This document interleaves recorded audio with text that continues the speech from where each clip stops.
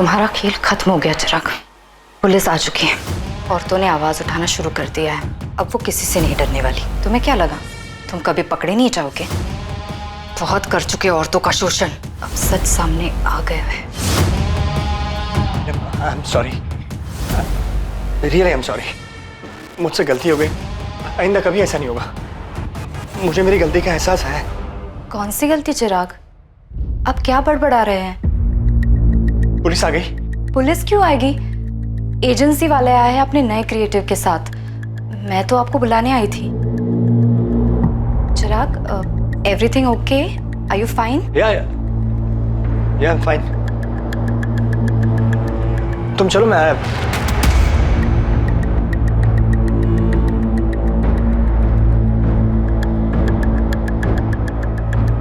जी चिराग, तुम इतना नीचे गिर सकते हो, मैंने कभी नहीं सोचा था।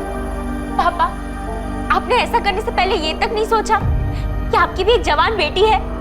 How could you do this? अरे तुमने तो हमें जीते जी मार डाला चिराग। I hate you पापा। आप ऐसा कैसे कर सकते हो? आप मेरे पापा हो ही नहीं सकते। You are a molester। Shalini, I'm sorry. Sorry Janvi बेटा। तुमने हमें कहीं का नहीं छोड़ा। निकल जाओ यहाँ से और दोबारा कभी अपनी शक्ल मत दिखाना। अरे घिन आती है मुझे ये सोच कर कि तुम मेरे पति हो। चिराग, क्या हुआ? कहाँ खो गए? पापा आओ ना, कब से वेट कर रहे हैं।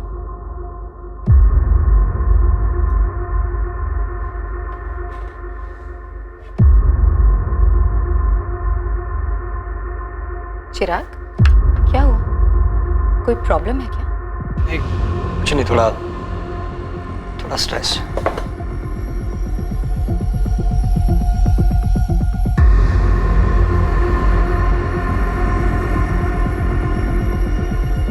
एक के बाद एक sexual harassment in work place यानी कि ऑफिस स्पेस में हो रहे यौन उत्पीड़न की घटनाएं सामने आ रही हैं। ज्यादा से ज्यादा महिलाएं यौन उत्पीड़न के खिलाफ आवाज उठा रही हैं। यही वक्त है जब महिलाओं को सामने आना होगा। यौन उत्पीड़न का एक और मामला आज सुर्खियों में है। चिराग साहनी, जो एक मल्टीनेशनल कंपनी PXR फाइनेंशियल्स के टॉप एग्जीक्यूटिव है, चिराग साहनी पर सेक्सुअल हरासमेंट के आरोप लगाए गए हैं। गिल्ट यानी अपराध बोध मानसिक अशांति का एक बहुत बड़ा कारण, खुद से हुई भूल का नतीजा। अपराध बोध एक डर भी है कि गलती पकड़ी जाएगी और उसका परिणाम भुगतना ही पड़ेगा। जरूरी नहीं है कि अपराध हमेशा प्रायश्चित की भावना को जन्म दे। कभी कभी यह डर एक इंसान को अपनी गलतियों को गलत तरीके से छिपाने के लिए किसी भी हद तक ले जाता है। मी टू मूवमेंट ने कई मर्दों के पुराने पापों को कुरेद कर बाहर निकाल दिया था और कई इस डर में जी रहे थे कि न जाने कब उनका नाम भी सामने आ जाए। ये गाड़ी की चाबी मैडम, साहब ने कहा आपको दे देने को। चाबी? क्यों? साहब कहाँ हैं? साहब कहीं बाहर गए हैं। उन्होंने कहा कि वो खुद टैक्सी लेके घर आ जाएंगे और हम घर जाके चाबी दे दें। लेकिन साहब कहाँ गए? उनको हमने कांदीवली ड्रॉप किया, चारकोप के पास।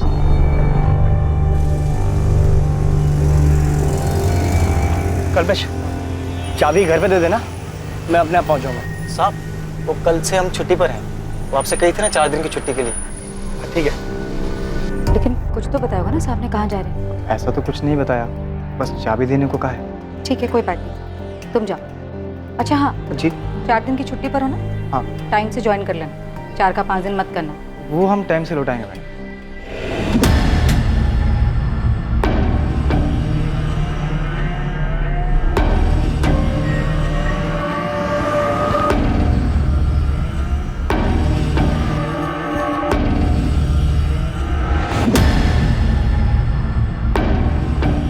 कल्पना, चिराग मिसिंग है। क्या मतलब मिसिंग है?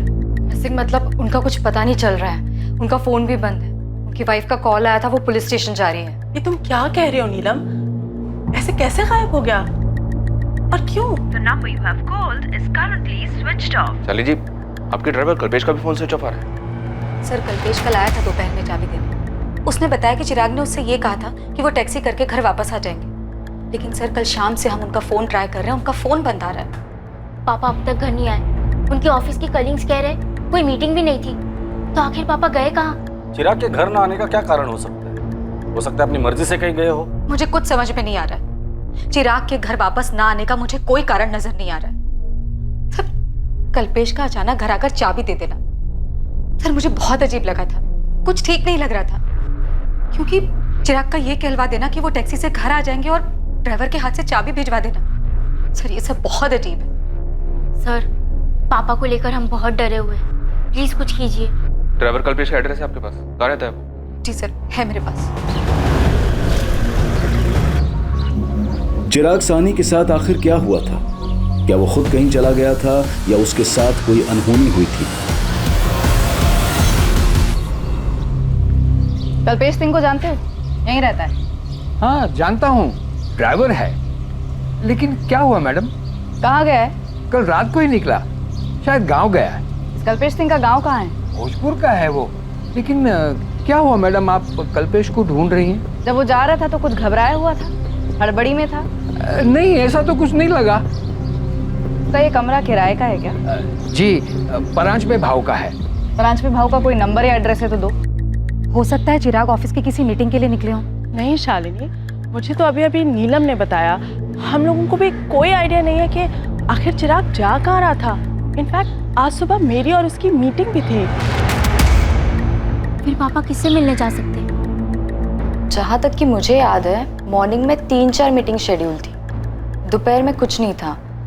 चिराग कहाँ चले गए मैंने नोटिस ही नहीं किया सर। क्या ऐसी कोई बात है जिसकी वजह से चिराग गायब हो गया हो या कहीं चला गया हो? सचमुच कुछ नहीं कह सकती इसके बारे में।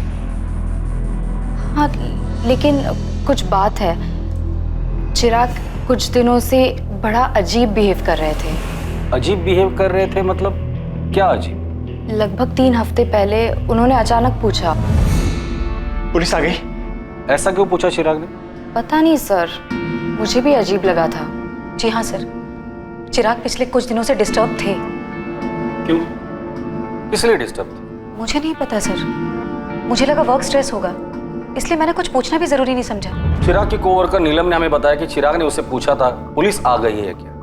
क्यों पूछा होगा? कोई थ्रेट, कोई खतरा? मुझे कोई आइडिया नहीं है। उन्होंने कभी कुछ जिक्र नहीं किया, और अगर ऐसा कुछ था भी तो उन्होंने कभी कुछ नहीं बताया। आपका ड्राइवर अपने गांव भोजपुर गया हुआ है। उसके लैंडलॉर्ड से हमने उसका एड्रेस ले लिया है और भोजपुर पुलिस को भी इन्फॉर्म कर दिया है। लेकिन अगर इस केस में कल्पेश का कोई इन्वॉल्वमेंट है तो वो अपने घर तो नहीं गया होगा। शालिनी जी, चिराग की गाड़ी की चाबी मिल सकती है। शायद हमें ऐसा कुछ मिले जो चिराग को ढूंढने में हमारी मदद करे। वैसे कल्पेश के चाबी देने के बाद आपने गाड़ी चेक की थी? नहीं सर।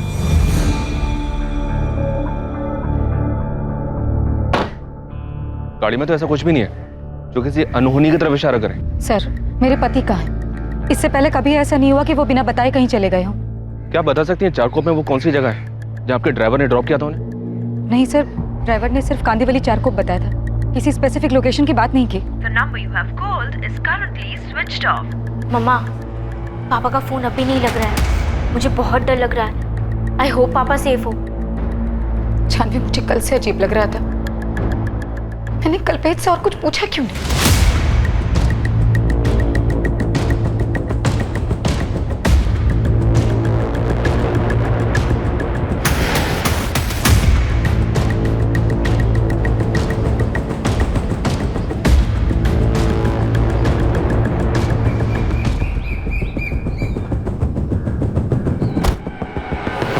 कल्पेश सिंह? हाँ साहब, हम ही कल्पेश हैं। तेरा बॉस चिराग सानी, क्या किया तूने उसके साथ? कहाँ है वो? क्या मतलब क्या किया साहब? हम अपने मालिक के साथ क्या करेंगे साहब? हम छुट्टी पर थे इसलिए फ़ोन बंद था, घर गए थे। माँ पिताजी के साथ कल शहर जाना था लड़की देखने, इसलिए अपने साहब से 4 दिन की छुट्टी ली थी। वो कहाँ है चिराग सानी? 26 को तो उन्हें छोड़ने गया था, तब से वो गायब है। उन्हें ही कुछ किया होगा। चल बता, कहाँ ठिकाने लगाया चिराग सानी को? ये आप क्या कह रहे हैं साहब? हम ठिकाने क्यों लगाएंगे साहब? साहब, हम मामूली से ड्राइवर हैं। हमारे साहब ने हमें चारकोप ड्रॉप करने को कहा और हमने किया, और उसके बाद चाबी भी देकर आए घर पे। मेम साहब, आप उनसे पूछ लीजिए। हमने उससे कड़ी पूछताछ की, लेकिन वो कहीं भागा नहीं था, वो अपने घर पर ही था भोजपुर। मैम, ये कल्पेश क्या कह रहा है? मेरे हस्बैंड चारकोप में कहाँ गए थे? वही हम पता लगाने की कोशिश कर रहे हैं शालिनी। हमने चिराग के फोन रिकॉर्ड्स मंगाए हैं। साहब, हम ले चलते हैं आपको जहाँ हमने चिराग साहब को ड्रॉप किया। हम झूठ क्यों बोलेंगे साहब? पिछले 2 साल से हम उन्हीं के संग काम कर रहे हैं। तो कहाँ है चिराग सानी? मैंने चिराग को ड्रॉप किया, उसके बाद वो कहाँ चला गया? हमें नहीं पता साहब। ऑफिस के नीचे खाना खा रहे थे, वहाँ जल्दी में आए और कहा गाड़ी निकालो, 4 कोप नाका चलने। फिर पूरे रास्ते बहुत परेशान से दिखाई दे रहे थे और कुछ बोला भी नहीं उन्होंने। तेरे साहब चिराग सानी परेशान क्यों थे? तू तो दिन भर उनके साथ रहता था ना? हाँ साहब, रहता था, लेकिन ये हमें नहीं पता कि हमारे साहब कुछ दिनों से परेशान क्यों थे। और 2 हफ्ते पहले अचानक एक अजीब सा सवाल पूछा था उन्होंने हमसे। कल्पेश। जी साहब। अगर मुझे कुछ सेटल करना हो तो तू मेरे लिए कर सकता है क्या? क्या सेटल करना है साहब? है कुछ सेटलमेंट? कहो ना साहब, हम करेंगे जो कहेंगे आप। अरे वो छोड़। सेटलमेंट? कैसी सेटलमेंट? सर ये कल्पेश क्या कह रहा है? उसे सेटलमेंट के बारे में नहीं पता।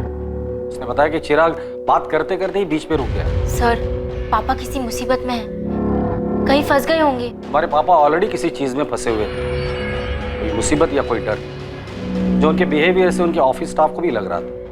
सर 2 दिन हो गए, पापा की कोई खबर नहीं। प्लीज आप जल्दी कुछ कीजिए। जानवी, हम वो सब कुछ कर रहे हैं जो हमें करना चाहिए। हमारी एक टीम कल्पेश के साथ उस जगह पर गई है जहां पर उसने चिराग को ड्रॉप किया। चिराग साहनी को जहां ड्राइवर कल्पेश ने उतारा था, उसी जगह पुलिस को उसके अगले पड़ाव का सुराग मिलने वाला था। हालांकि वो भी रहस्यों से भरा ही था, लेकिन उसके फोन रिकॉर्ड से यह जानकारी जरूर मिलने वाली थी कि चिराग साहनी को आखिर हर वक्त क्या डर सता रहा था।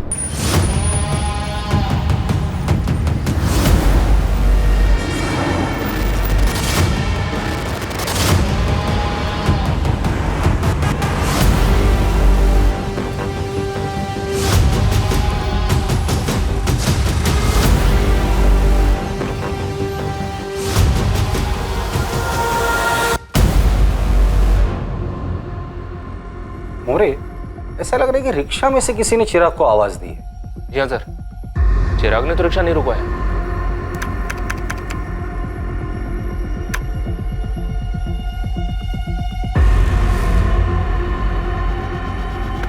हाँ सर, किसी ने उसे आवाज ही दी है, कोई ऐसा जो शायद उसे जानता हो। चिराग।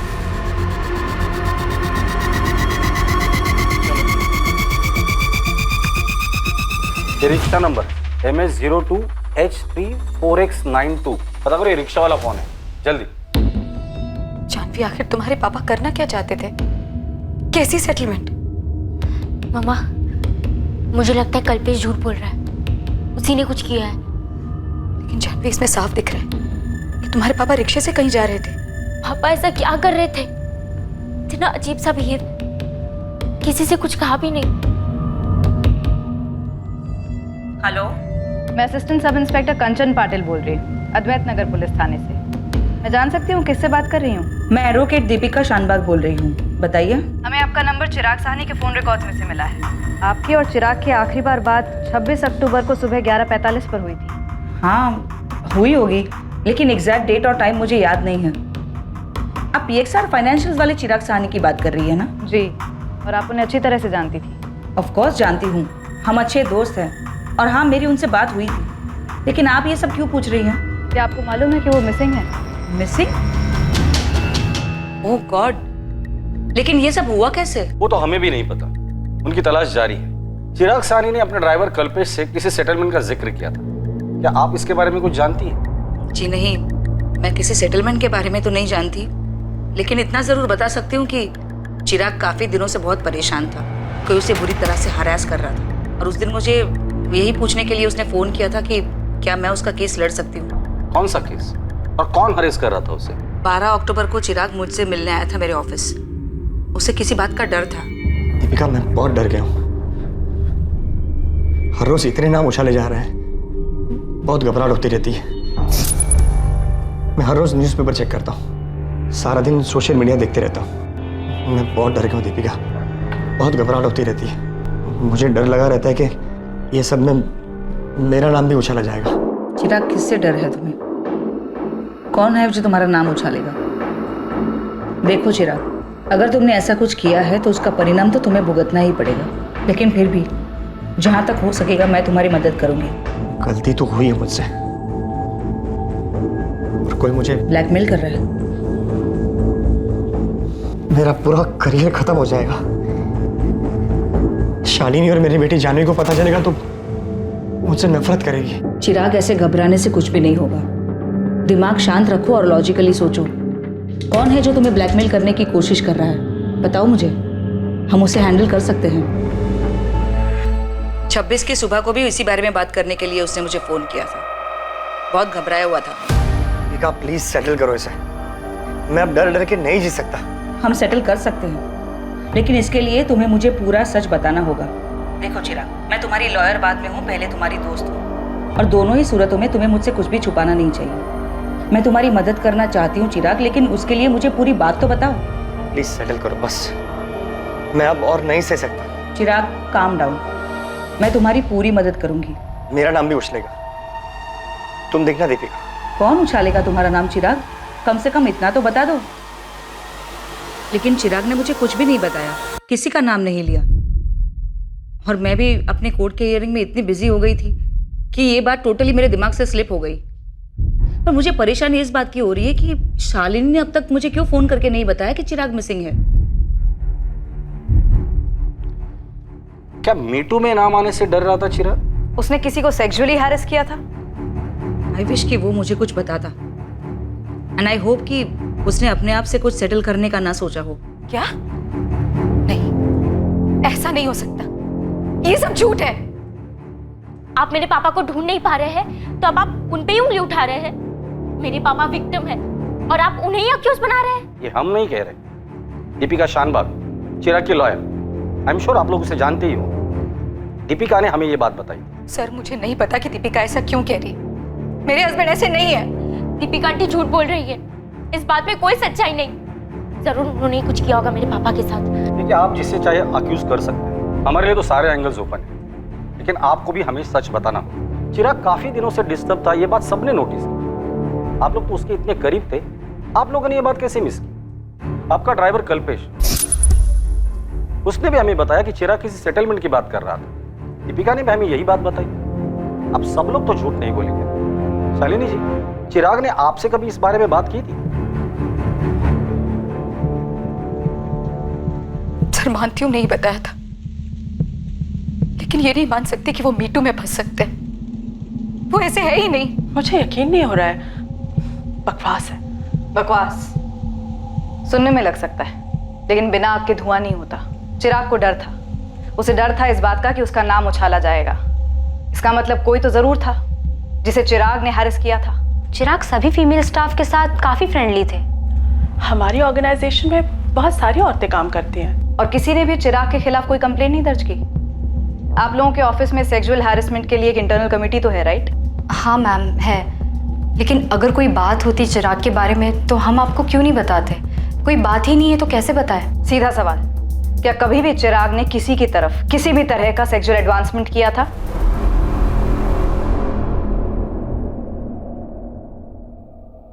मैम सच बात तो ये है कि चिराग। बोलो नेहा, तुम्हें किसी से डरने की जरूरत नहीं है। मेरा मतलब ये है कि चिराग थे तो सबके साथ फ्रेंडली ही, लेकिन अब जब आप पूछ ही रही हैं तो। ए स्वीटी, कितना काम करोगी? चलो मैं तुम्हें घर ड्रॉप कर दूं। नो थैंक्स, आई थिंक मैं मैनेज कर लूंगी। ओके, सी या। या बाय। सेक्सी है ममता, पक्का तुम क्लाइंट का दिल जीत लोगी। Thank you sir. By the way, nice cut. सच कहूँ तो मुझे कभी ऑकवर्ड नहीं लगा। अब आप लोग इतना सब कुछ कह रहे हो तो हो सकता है कि चिराग ने कभी कोई ऐसा कमेंट या रिमार्क पास किया हो जिसे अब ये सोचकर लगे कि वो बहुत अजीब या चीप था, लेकिन ऑनेस्टली मुझे ऐसा कभी नहीं लगा। कल्पना, मैंने कहा ना बिना आग के धुआं नहीं होता। मुझे कहने में बहुत अजीब लग रहा है। एक दिन प्रेजेंटेशन की तैयारी के लिए मैं उनके केबिन में गई थी। अगर हम अपने सेल्स स्ट्रैटेजी को मार्केट रिजल्ट के साथ कंपेयर करें और एनालाइज करें कि हम अपने टारगेट से कितने पॉइंट पे पीछे हैं, तो शायद हम पहुंच सकते हैं वहां तक। बहुत से चिराग,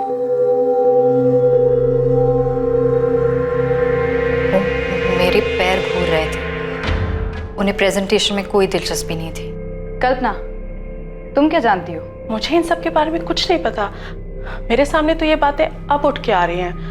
नेहा, ममता, नीलम, तुम लोग पहले मेरे सामने ये मुद्दा लेकर आए ही नहीं कभी। हाँ, मैंने कभी ये मुद्दा उठाया ही नहीं। मैंने भी नहीं, और मैं अपने आप को अच्छी तरह से हैंडल कर सकती हूँ। हैंडल तो किसी ने चिराग को भी किया है। कोई सेटलमेंट हुआ है, किसी तरह की कोई धमकी उसे एक्सपोज करने की, उसका नाम उछालने की, कोई बात तो जरूर हुई है। उसका डर यूं बेवजह तो नहीं था।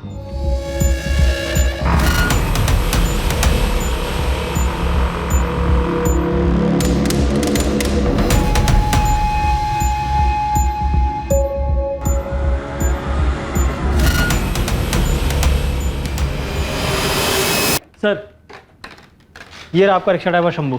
बाहर की रिक्शा भी खड़ी है।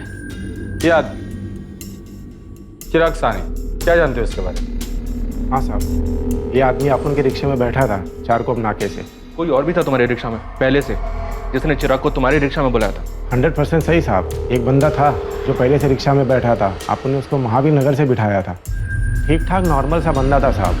उसको ग्लास फैक्ट्री जाने का था मड़ में। उसने पहले ही बोला था कि चारकोप नाके से किसी और को बिठाने का है साहब। फिर दोनों को लेकर ग्लास फैक्ट्री के बाहर छोड़ दिया साहब। ग्लास फैक्ट्री से वो दोनों कहाँ गए? अपने को क्या मालूम साहब। आपने वो लोग से पैसा लिया और मड़ जेट्टी की तरफ चला गया। कौन था वो आदमी जो तुम्हारे रिक्शा में बैठा था? कुछ याद है तुम्हें? नहीं सर, ना ही मैंने उनके मुंह से किसी का नाम सुना और ना ही मैंने उनसे उनका नाम पूछा। शंभू, तो उसका हुलिया बता सकता है साहब लोगों को स्केच बनाने के लिए? अपन ट्राई मार सकता है साहब, लेकिन ठीक ठीक याद नहीं है अपने को। अभी दूसरा स्टॉप मिल गया, ग्लास फैक्ट्री। लग जा उस्मान, इस चिराग का फोटो हर जगह घुमा। कोई तो होगा जिसने चिराग को देखा होगा। लग जाता हूँ साहब, लेकिन आपको फोन रिकॉर्ड में कुछ भी नहीं मिला क्या? मतलब इस चिराग सानी को कौन बुलाया, क्यों बुलाया? तो किसी ने फोन तो किया ही होगा। कुछ नहीं मिला तभी तो बोल रहा हूँ तुझे। लास्ट बात उसने अपने लॉयर से की थी, कोई दीपिका शानभाग है। जानवी बेटा, तुम मुझ पे क्यों चिल्ला रही हो? मैं तो सिर्फ तुम्हारे पापा की हेल्प करने की कोशिश कर रही हूँ। हेल्प? फिर पापा के बारे में पुलिस से क्यों झूठ बोल रही है आप? मैंने कोई झूठ नहीं बोला, और मैं क्यों झूठ बोलूंगी बेटा? मैं समझ सकती हूँ तुम इस वक्त क्या फील कर रही हो, और इसी वजह से मैंने तुम्हें या तुम्हारी मामा को उस वक्त कुछ भी नहीं बताया। बेटा, मैं सच में तुम्हारे पापा की मदद करना चाहती थी। पापा वैसे थे ही नहीं, मुझे पता है। आप झूठ बोल रही है। आप ही ने कुछ किया है पापा के साथ। आप ही है और कोई नहीं।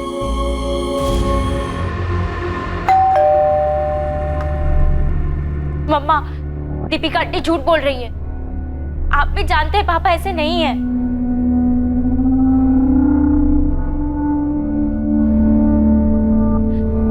मम्मा, कुछ तो बोलो। अब आप भी ऐसे चुप मत हो जाओ। बताओ क्या हुआ? जानवी, मैं बैंक गई थी।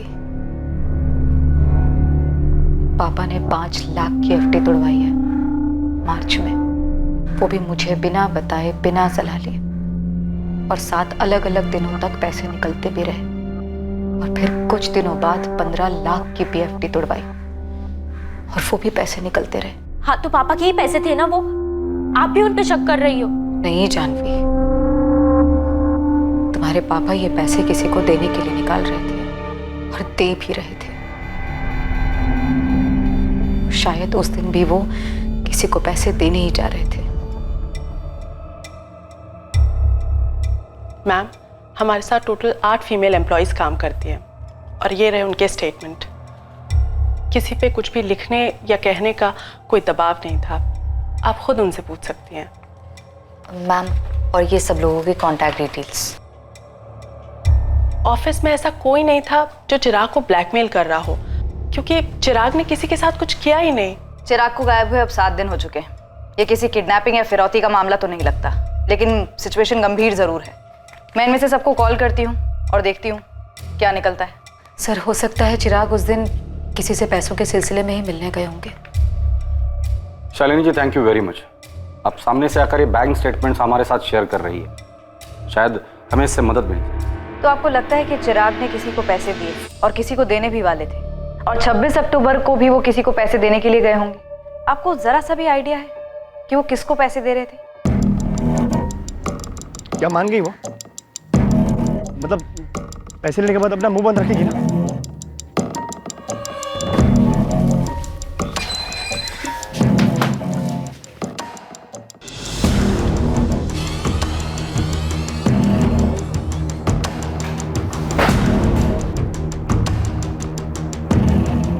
वो कहाँ है? चिराग साहनी, तुमने बहुत गलत किया है। मैं मानता हूँ मुझसे गलती हो गई, इसीलिए मैं उसकी माफ़ी मांगने के लिए यहाँ पे आया, लेकिन वो है कहाँ? शालिनी जी, मार्च में 5 लाख रुपए विड्रॉ हुए थे। हो सकता है कि मार्च में ही कुछ हुआ होगा, जिस डेट को पैसे निकाले थे उसी के आसपास। नहीं सर, मैंने इस बात पे कभी ध्यान नहीं दिया, लेकिन क्या शालिनी जी, मेरे ख्याल से 15 अप्रैल थी शायद।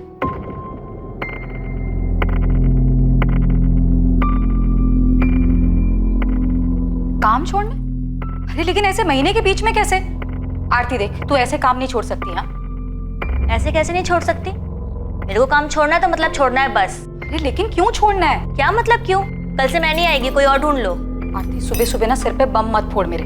एक दिन में किसी और को कैसे ढूंढूंगी मैं? ठीक है, आज का काम कर देती हूँ, लेकिन कल से मैं नहीं आएगी। अब आप इसे बॉम्ब समझो, रॉकेट आपकी मर्जी। ये आरती अचानक से काम छोड़कर चली गई सर, और कोई कारण भी नहीं बताया। इस बात का चिराग के गायब होने से क्या लेना? सर मुझे नहीं पता, आपने बस पूछा तो मुझे अचानक से याद आया कि ये मार्च में तो नहीं, लेकिन हाँ अप्रैल में हुआ था। इस आरती का नंबर है क्या? बात करके देखते हैं। शालिनी के इस खुलासे के पीछे का सच क्या था? क्या ये इन्वेस्टिगेशन को एक दिशा देने के लिए था या फिर गुमराह करने के लिए? क्या चल रहा था नीलम? क्या चल रहा था मतलब? आप ऐसा क्यों पूछ रही है? तुम ऑफिस में चिराग के सबसे क्लोज थी, सब जानते हैं ये बात। तो क्या उसने कभी तुम्हारे साथ कोई लाइन क्रॉस करने की कोशिश की थी? ओह, आपको लग रहा है कि मैं चिराग को ब्लैकमेल कर रही थी, उन्हें धमका रही थी? ऐसा था क्या? अगर ऐसा होता तो आपको भी डरना चाहिए, क्योंकि अगर मैं चिराग के साथ ऐसा कर सकती थी जैसा आपको लगता है, तो आपके साथ भी कर सकती हूँ। क्यों? मेरे से क्या बात करनी है? मैंने तो उस घर का काम कब का छोड़ दिया है। क्यों छोड़ा काम, यही जानना है? ये जानने पर पुलिस क्या करेगी? मैंने कोई चोरी की है क्या? नहीं जमता था, छोड़ दिया काम। और क्या बताऊं? तो खुद आ रही है थाने या हम आए उठाने? ओ मैडम, ये उठाने की बात ना मेरे से मत करो, वरना मैं ही तुम उठा लूंगी, समझी? तमीज से बात करो साहब। तमीज से ही पूछ रहा हूँ, सीधे सीधे जवाब दे। और तेरी अकड़ है ना, कहीं और दिखाना। तेरी अकड़ सिर्फ तेरी सच्चाई बयां कर रही है कि तूने चिराग साहनी के साथ कुछ किया है। ए मैडम, कुछ भी है, ये टैंटन अपने पास रखो। वो साहब भी मेरे पीछे पड़ा हुआ था, मैं उसका क्यों कुछ करूंगी? तुम्हारे पीछे पड़ा था? हाँ मेरे पीछे था, और एक दिन पीछे से हाथ भी डाला था।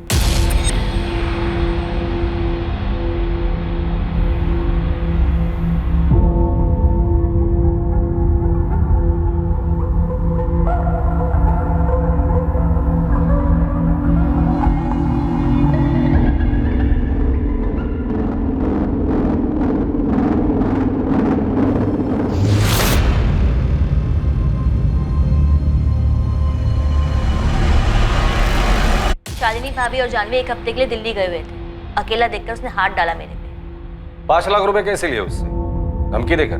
कैसी धमकी? मैंने किसी को कोई धमकी नहीं दी। उसने हाथ डाला तो तू उसकी कीमत वसूल कर रही थी, और फिर बाद में ब्लैकमेल शुरू कर दिया। क्यों? मैडम कुछ भी बोले जा रहे हो आप? हाँ, अरे झटका लगा मुझे जब उसने मेरे पे हाथ डाला। साहब मेरे को इन लफड़ों में नहीं पड़ना है साहब, जो हुआ मेरी मर्जी से हुआ। जब भी हुआ मर्जी से हुआ, मेरी मर्जी साहब की मर्जी। साहब कभी कभी पैसे दे देते थे, मेरे को भी फायदा हो रहा था, पैसे मिलते थे। और हाँ, मैंने 5 लाख साहब से उधार लिए थे।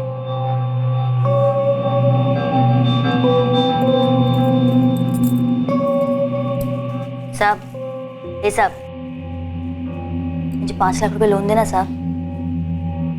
ब्लैकमेल कर रही हो? मैं काई को ब्लैकमेल करूंगी साहब? पति साला उधार लेकर बैठा हुआ है, साहब से धमका रहा है। साहब 1 महीने के लिए चाहिए साहब, 1 महीने में पक्का लौटा दूंगी।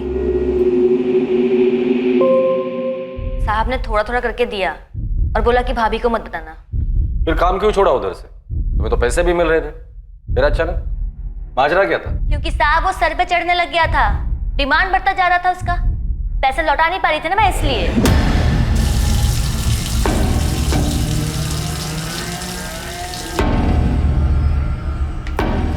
मेरे 5 लाख रुपए का है, वापस लौटाने का इरादा है या नहीं? क्या बोला था? 1 महीने में वापस लौटा दूंगी बोला था ना?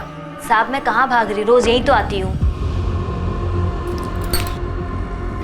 कल से ना मुझे बाहर मिलना, बाहर जाएंगे। क्यों बाहर क्यों? घर में तो नहीं कर सकते ना, तो बाहर। पागल हो गए क्या साहब? मेरा पति भी है, बाहर किसी ने देख लिया तो मेरी बात लग जाएगी। अरे मेरी छोड़ो, आप अपनी सोचो, आपकी बीवी है, जवान बेटी है, आपके लिए तो और खतरनाक है। चिराग, चिराग, ये सब नखरे बंद करना। मेरे 5 लाख में वसूल करके रहूंगा, समझी? मैं क्या करती साहब, उल्टा वो मुझको ब्लैकमेल करने लग गया था। ऐसी तैसी कर रखी थी मेरे बेवड़े पति को पता भी चलता ना तो काट डालता मुझको। थक गई थी मैं रोज रोज के झमेले से। तो तूने उसके पैसे नहीं लौटाए? हाँ नहीं लौटाए, तो उसने भी तो अपनी औकात दिखाई ना, किया ना जो करना था मेरे साथ। और जब ये मीटू मामला शुरू हुआ तो मुझे फिर से धमकाने लग गई। और पैसे चाहिए थे क्या तुम्हें? क्या क्या शुरू हुआ? मीटू। ये क्या है? अरे ये जो चल रहा है आजकल, औरतें मर्दों के कारनामों का चिट्ठा खोल रही हैं, उनका नाम लेकर सामने आ रही हैं। क्या बात कर रही हो मैडम, मेरे को नहीं पता कि क्या शुरू हुआ है, क्या चल रहा है। आप लोग इतने सारे सवाल एक साथ पूछ रहे हो। चिराग सानी गायब है और कोई उसे धमका रहा था। हमें पूरा डाउट है कि वो तू ही थी। हे मैडम, तुम्हें और कोई काम नहीं है क्या? मेरे को बहुत सारा काम है, 4 घर का काम है। मैं कहीं को धमकी दूंगी उसको?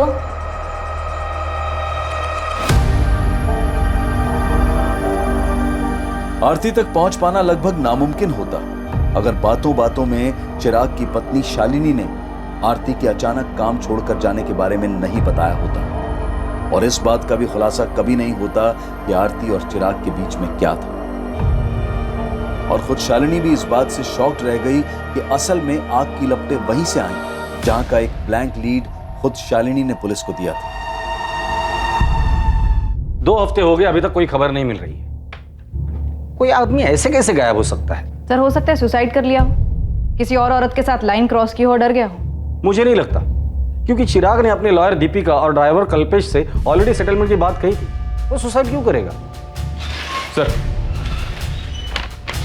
ये स्केच है, ऑटो ड्राइवर शंभू के डिस्क्रिप्शन के आधार पर बनाया गया। सर्चिंग शुरू कर दी इसके लिए। अब शायद यही आदमी हमें चिराग सानी तक ले जा सकता है।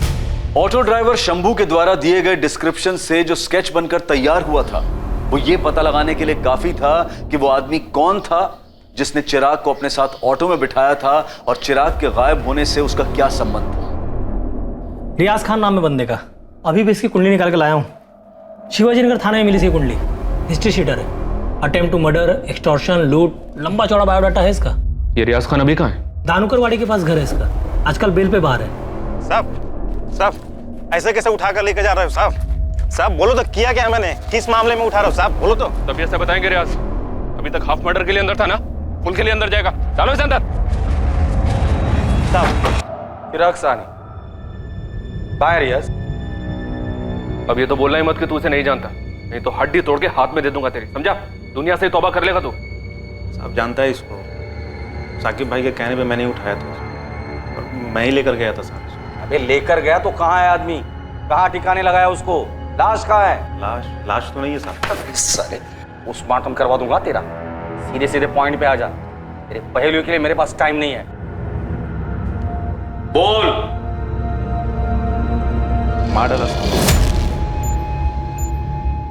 साकिब भाई के घर पे, गले में रस्सी डाल के गला घोट दिया साहब। अब किधर मिलेगा वो, है ही नहीं तो। बॉडी कहाँ है? साकिब भाई ने उनके घर के पीछे वाली भट्टी में डाल दिया साहब। फिर हम लोगों ने वहीं इंतजार किया ताकि बॉडी अच्छी तरह से जल जाए। फिर भाई ने भट्टी की अच्छी तरह से सफाई कर दी, सब कुछ हटा दिया, कुछ नहीं रहने दिया। तो साहब बॉडी किधर से मिलेगा? फिर हमने रात को खाड़ी में डाल दिया साहब, सब कुछ बह गया रहेगा साहब। इसके आगे मेरे को नहीं मालूम, मेरे को मत पूछो। तेरे को नहीं पूछू तो क्या तेरे बाप से जाके पूछू? साकिब भाई को पूछो ना साहब। कॉन्ट्रैक्ट उसका था साहब, मेरे को सिर्फ 50,000 रुपये दिया था पिकअप करने के लिए, मैं सिर्फ कुरियर बॉय था साहब। और ये चिराग सानी ऐसे ही तेरे साथ आ गया? फोन पे बात हुई होंगी पहले, भाई ने बोला होगा कि तेरा पिकअप होएगा ऑटो में। साहब ये चारकोप नाका पे किसी लेडीज का मैटर था साहब। कौन लेडीज? किसके लिए? मेरे को नहीं मालूम साहब। साकिब पठान सुपारी किलर, 7 मर्डर केस हैं इस पर। ये भी बेल पर बाहर है। ये चिराग सानी इसके साथ ऐसे कैसे चला गया सेटलमेंट करने के लिए? किसी से तो बात हुई होगी। रियाज के साथ ऐसे उठकर चला गया। चिराग सानी समझ में नहीं आ रहा। इधर ही टुकड़ा किया था उसके डेड बॉडी का। तब यही भट्टी में हड्डियां, मांस और कपड़े जलाए थे उसने। फॉरेंसिक टीम को इन्फॉर्म करो तुरंत। साकिब पठान किधर है? कौन से बिल में छुपा बैठा है? बट अब जो मालूम था बोल तो दिया। अभी वो घर पे नहीं है तो मैं क्या बोलूं साहब? सर, चिराग की फोन रिकॉर्ड्स में कहीं भी कोई भी ऐसा सस्पिशियस नंबर नहीं मिला जिससे ये पता लग सके कि वो रियाज से कैसे मिला, जो कि उसे साकिब पठान तक ले गया। कंचन, हो सकता है कि फोन पर बात ही हुई ना हो, या कोई और फोन। किसी दूसरे नंबर के बारे में ना बीवी को पता है ना ऑफिस में पता है। सर, ऐसा कैसे हो सकता है? कोई तो होगा जो इस चिराग का असली चेहरा जानता होगा। फेस टू फेस बात, किसी फोन की जरूरत ही नहीं। वो नीलम शर्मा। चिराग, कुछ बात करनी है, इम्पोर्टेंट। पॉसिबल है सर। शायद इसलिए उस दिन नीलम से बात होने के बाद चिराग ने इमीडिएटली अपनी लॉयर दीपिका को फोन किया था और उससे सेटलमेंट की बात कही थी। इसका मतलब जो कुछ भी हुआ है वो ऑफिस में हुआ है। इस नीलम से दोबारा बात करनी होगी। सर, अंदर आऊं क्या? आधा तो अंदर आ ही गया, पूरा ही आ जा। इस केस की तह में एक ऐसा टांका फंसा था जो एक बहुत बड़ा झटका देने वाला था, और यह पुलिस के लिए भी एक शॉकर था। ये मेड आरती है ना, उसका सॉलिड पीछा किया मेरी टीम ने। तूने गलत जगह टीम को लगा दिया। आरती शायद नहीं है, इधर ऑफिस में कोई है। शायद वो नीलम शर्मा। नहीं मैडम, ऑफिस में नहीं है। ये चिराग सानी के लॉयर दीपिका को उठाइए, झोल है। दीपिका शानबाग? हाँ साहब, ये जो आरती है ना, ये वकील दीपिका मैडम के यहाँ काम करती है, वो भी पिछले 3 साल से। कुछ ज्यादा कनेक्शन नहीं लगता है? जी हाँ, सच है। दीपिका ने ही आरती को हमारे घर भेजा था कुछ 2017 में। हमारी मेड काम छोड़कर चली गई थी, इसलिए दीपिका ने आरती से बात की थी। आप लोग दीपिका शानबाग को कब से जानते हैं? यही कुछ 3-4 सालों से। चिराग की अच्छी दोस्त भी है। मैम, क्या दीपिका ने कुछ किया है? इस दीपिका से हमने इतनी बार बात की, लेकिन उसने एक बार भी आरती का जिक्र हमारे सामने नहीं किया। और ये आरती अब भी उसके यहाँ काम कर रही है। हो ना हो दीपिका को चिराग और आरती के रिश्ते के बारे में पता चल गया होगा, तो पॉसिबिलिटी है कि चिराग को ब्लैकमेल करने वाली औरत आरती ही होगी। दीपिका बार बार यही कह रही थी कि चिराग परेशान था और उससे सेटलमेंट की बात कर रहा था। इनके फोन रिकॉर्ड्स देखें तो दर्जनों बार बात हुई है दोनों के बीच में। और चिराग ने दीपिका को ब्लैकमेल करने वाली औरत का नाम बताया ना होगा। Is it logical? लॉजिकल तो नहीं है सर। 26 तारीख को जिस दिन चिराग गायब हुआ, उसकी दीपिका से बात हुई थी। और दीपिका ने हमें ये बताया कि केस सेटलमेंट करने के लिए चिराग ने उसे फोन किया था। ये वकील साहिबा झूठ बोल रहे हैं, बात कुछ और ही है। चिराग, जल्दी से चारकोप नाका पहुंचो। 2:45 को तुम्हें वहां से कोई पिकअप करेगा। दीपिका, आई होप ये फाइनल सेटलमेंट है। मैं अब ये सब और नहीं सह सकता। फाइनल है चिराग। आज के बाद वो कभी तुम्हारा नाम नहीं लेगी, और ये बात वो रिटर्न में देने को तैयार है। तुम्हारे सामने साइन करके देगी, आई प्रॉमिस। अब जल्दी से चारकोप नाका पहुंचो, वहां जाकर वेट करना। Once and for all settlement, okay? एक खबरें के टिप पे आप लोगों ने पूरी स्टोरी बना ली कि मैं भी इसमें इन्वॉल्व हूँ। यकीन मानिए आप बहुत बड़ी गलती कर रही हैं। इतना आसान नहीं है एक लॉयर को टच करना। टच तो अभी हमने किया नहीं है दीपिका शानबाग। टच किया ना तो वकालत तो क्या, सारा कानून भूल जाओगी। आप इस तरीके से धक्का नहीं दे सकती मुझे। अपने अधिकार में अच्छी तरह से जानती हूँ। आप सबको कोर्ट में लेकर जाऊंगी मैं। चल चल आगे चल, हमें भी अपने अधिकार अच्छी तरीके से पता है। दीपिका मैडम, ये पुलिस वाली मैडम ने बहुत उछलती हैं। बताओ क्या अभी? ये क्या है? क्या तरीका है इंस्पेक्टर?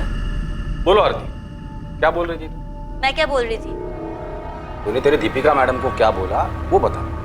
मैंने मैडम को वही बताया जो सच था, और मैं आप लोगों को भी बता चुकी हूँ। यही कि चिराग मेरे पीछे पड़ा हुआ था। मैडम, मैंने वो चिराग साहब का काम छोड़ दिया है। अब मैं वहाँ काम नहीं करूंगी। काम नहीं करोगी मतलब? क्यों?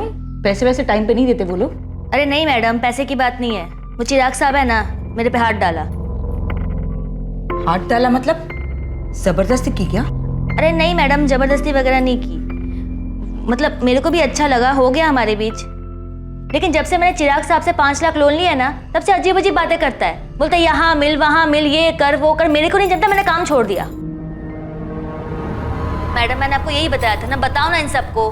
तेरे दीपिका मैडम ने तुझे ये नहीं बताया कि तेरे इस बात के बदले में इसने चिराग से 15 लाख रुपए लिए थे? झूठ है ये, मैंने चिराग से एक पैसा भी नहीं लिया। अब ये रेड करवा रहे हैं आपके घर में, 100% कैश मिल जाएगा दीपिका जी, और तब तक आप ये भी बता देंगे कि पैसे क्यों लिए आपने। मैडम आपने ऐसा किया? बिल्कुल ऐसा किया तेरी मैडम ने। दीपिका शानबाग, साकिब पठान हमारी कस्टडी में, तुम्हारे सारे कानूनी दांवपेच उसने हमारे सामने उगल दिए। 3 बार बेल करवाया था साकिब पठान का, इसी तरह से मिली थी ना उससे, और फिर उसी का इस्तेमाल किया इस जुर्म के लिए।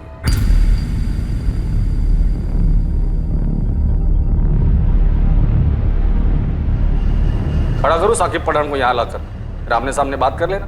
तेरी शक्ल से दिख रहा है कि तूने इस आरती को भी ठगाया और चिराग साहनी को भी। मैडम ये लोग क्या बोल रहे हैं? हम लोग अलग जाके बात कर सकते हैं क्या आरती से अलग? क्यों? इसी के कंधे पर तो बंदूक रखकर गोली चलाई थी, अब इसी को बाहर भेज रही हो? मैडम सच बताओ, आपने पैसे लिए मेरे नाम पे? चिराग, आरती केस फाइल करने की धमकी दे रही है, मुझसे मदद मांग रही थी। क्या कहूं मैं उसे? क्या बकवास कर रही है तुम?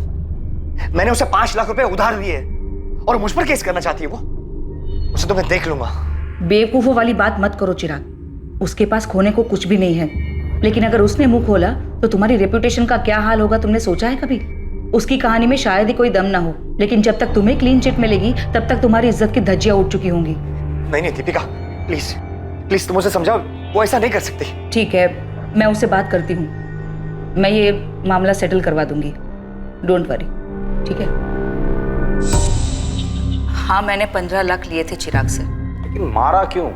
तुम्हें तो पैसे मिल गए थे ना? बोलो दीपिका शानबाग, क्यों मारा उसे? चिराग बेकार में ही डर रहा था। आरती कुछ भी नहीं करना चाहती थी, उन दोनों के बीच में जो कुछ भी हुआ था दोनों की मर्जी से हुआ था।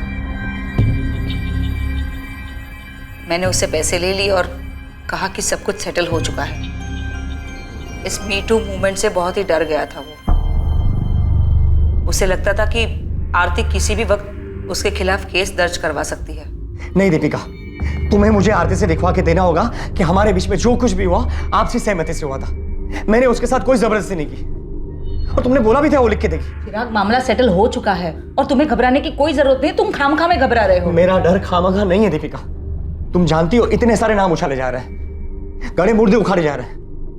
अरे बंद कमरे में आपसी सहमति में क्या हुआ किसको पता? कल का कंसेंशुअल सेक्स आज मी टू की मूवमेंट बन के सामने आ रहा है। कितनों के करियर बर्बाद हो चुके हैं। नहीं दीपिका, मैं इस मामले में कोई रिस्क लेना नहीं चाहता।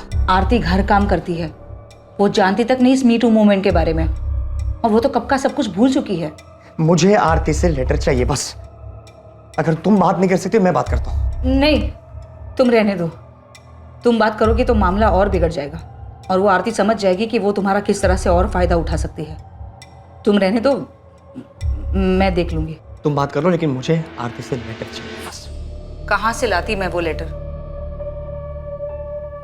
आरती को इसके बारे में कुछ भी नहीं पता था, और अगर चिराग घबराया हुआ आरती के पास चला जाता तो मेरा सारा खेल बिगड़ जाता। आरती तो बड़बोली है, वो मुझे कहीं का नहीं छोड़ती, इसलिए मैंने ऐसा रिस्क नहीं लिया और मुझे ये सब करना पड़ा। क्या करना पड़ा? उसे मरवाना पड़ा? उसे टुकड़े करके जलाकर दरिया में फेंक देने का तुम्हारा ही प्लान था? चिराग साहनी के अवशेष को ढूंढने के लिए एक मैसिव सर्च ऑपरेशन लॉन्च किया गया, लेकिन कुछ भी मिल पाने की गुंजाइश ही नहीं थी। चिराग के ऑफिस में चिराग के डर की वजह और उसकी मेड आरती के साथ संबंध के बारे में जानकर सभी हैरान थे। इस किस्से की पूरी सच्चाई जानने के बाद सबसे बड़ा सदमा चिराग की पत्नी शालिनी और उसकी बेटी जाह्नवी को लगा। आरती, जो कि इस जुर्म की जड़ थी जिसकी वजह से मौत का यह खेल रचा गया, उसका इस हत्याकांड में कोई हाथ नहीं था। साकिब पठान और रियाज खान को चिराग साहनी के मर्डर के चार्ज में बुक किया गया। दीपिका शानबाग को मर्डर, फिरौती और चिराग साहनी की हत्या की साजिश के लिए बुक किया गया। चिराग साहनी के अवशेष अब तक नहीं मिले। इस केस को सर्कमस्टेंशियल एविडेंसेस के आधार पर दर्ज किया गया है। दीपिका और चिराग दोनों के अतीत में दफन थे कुछ गहरे राज। दोनों अपने अपने राज से छुटकारा पाना चाहते थे, और ये हुआ भी, लेकिन एक घिनौने मौत के खेल के साथ। एक कमजोर घड़ी जिसमें लिया गया एक गलत फैसला ऐसी तबाही मचाता है कि जिसे सुधार पाना नामुमकिन हो जाता है। और रह जाता है बस ये अफसोस, ये मलाल कि काश उस घड़ी में मैं अपने आप पर काबू रख पाता।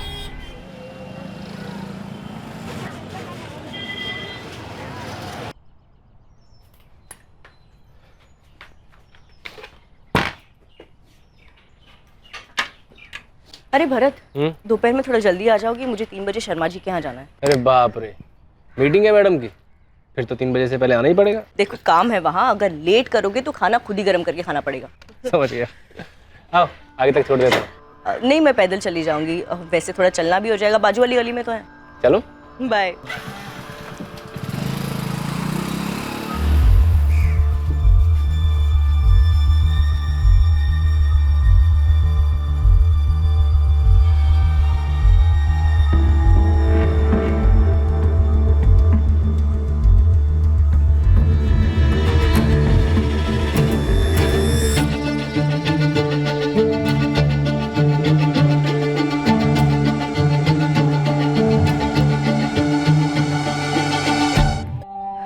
अरे मुन्ना, ये ले, जल्दी से लिस्ट ले और सामान पैक कर दे। दे रहा हूँ भाभी, इतनी जल्दी क्या है? अभी तो भैया भी चले गए होंगे। अरे अभी दोपहर का खाना बनाना है, तेरी भैया की फरमाइश है, आज गट्टे की सब्जी बनेगी, जल्दी कर दे। बस 2 मिनट में सारा सामान लाया भाभी। जल्दी।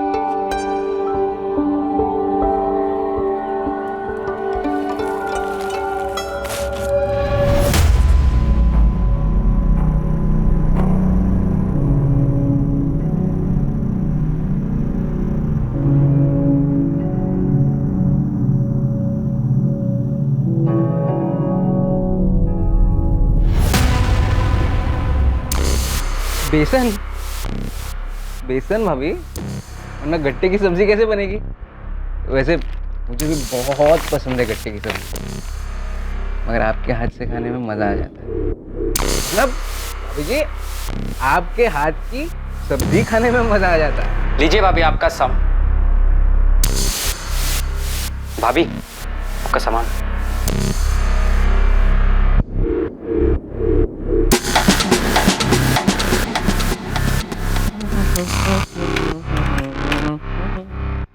भाभी जी 750।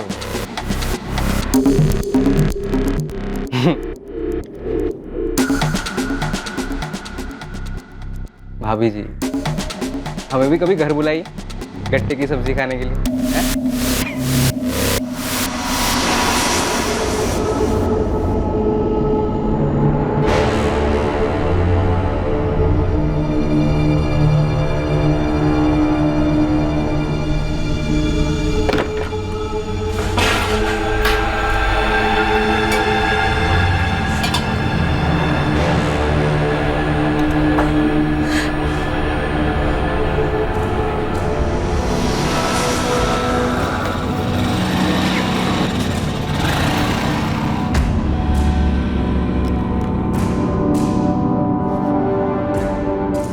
लो अलका, आ गया मैं।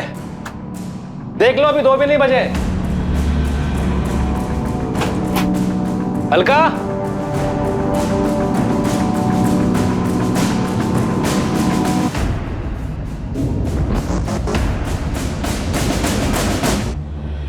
लो आ गया मैं, वो भी वक्त से पहले।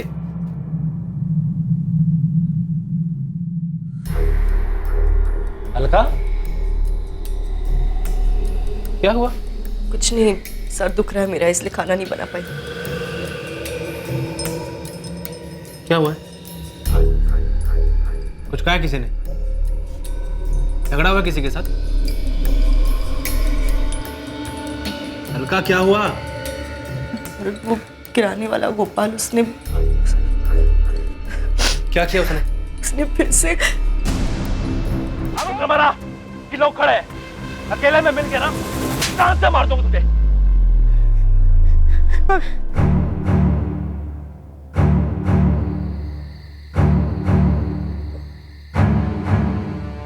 बैठो यार, चढ़ गई है, घर भी जाना है, फिर मिलते हैं। गोपाल त्रिवेदी जैसे लोगों को समाज की गंदगी कहने में कोई हर्ज नहीं है। वो एक ऐसी विकृत मानसिकता का इंसान था जिसे महिलाओं के साथ अभद्र व्यवहार करने में आनंद महसूस होता था। मोहल्ले में हर कोई उसकी हरकतों के बारे में जानता था। लेकिन कभी किसी ने उसे टोका नहीं। अलका को भी गोपाल का व्यवहार बिल्कुल पसंद नहीं था, लेकिन वो अपने पति भरत के गुस्से से भी वाकिफ थी, इसलिए चुप रही। लेकिन जब पानी सर के ऊपर चला गया तब जाकर ये चुप्पी टूटी। इसके बाद भरत और गोपाल के बीच दुश्मनी खुलकर सामने आई, जो बढ़ती ही गई। क्या ये दुश्मनी किसी साजिश को अंजाम देने वाली थी, जिसके बारे में कोई सतर्क नहीं था?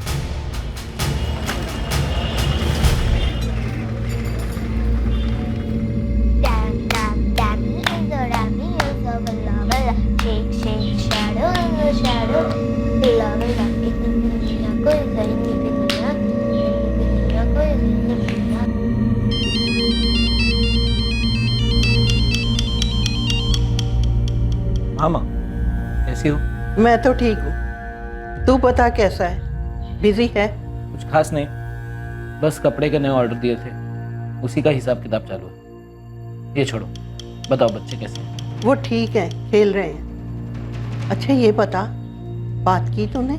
फिर वही बात माँ, पुल के नीचे से बहुत पानी बह चुका है। लेकिन बच्चों को क्या कहेगा? वक्त के साथ वो भी समझ जाएंगे। ठीक है, जैसी तेरी मर्जी, पर तू जल्दी घर वापस आ जा। हाँ माँ, बस 2-3 दिन और, फिर आ जाऊंगा। दादी, पापा का फोन है, मुझे भी बात करनी है।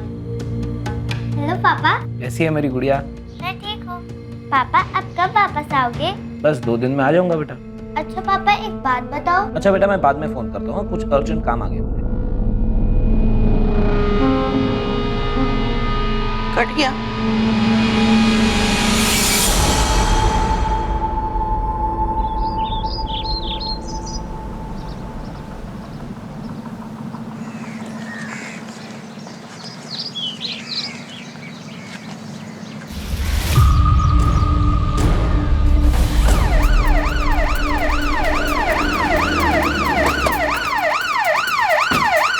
बल्ले, क्राइम स्पॉट से लोगों को पीछे करो, फॉरेंसिक टीम को कांटेक्ट करो, देखो कहाँ तक पहुँचे। मैडम, मैं सुदर्शन चांडे, मैंने पुलिस को फ़ोन किया। यहाँ आसपास आपने किसी और को देखा था? नहीं, आसपास में तो कोई नहीं था। बाकी ये 5-5:30 बजे की बात है ना, मॉर्निंग वॉक वाले ही रहते हैं। ठीक है, थैंक यू। विस्की की बोतल, 2 डिस्पोजेबल गिलास, मतलब 2 लोग रहे होंगे। लेकिन पी कहाँ पर? यहाँ या कहीं और? ये फोन भी मिला है, फिलहाल स्विच ऑफ है। काफी गुस्से में होगा एक्यूज्ड, कोई गहरी वजह हो सकती है। गोपाल त्रिवेदी नाम है, अमृत नगर कॉलोनी का।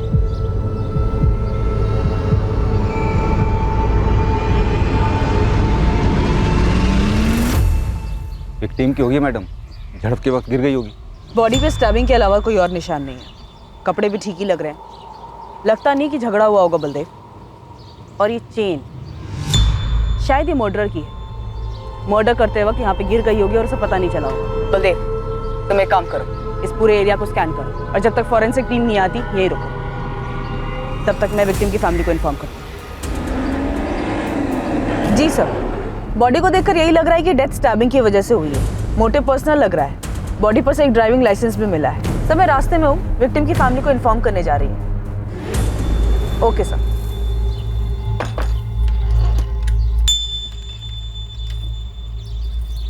The number you have called is currently switched off.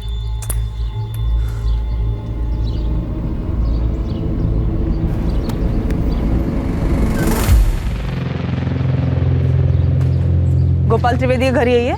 Ji madam, लेकिन वो यहाँ पे नहीं। आप कौन है उनकी? मैं उनकी वाइफ हूँ, काजल। काजल जी, आप हमारे साथ चलिए।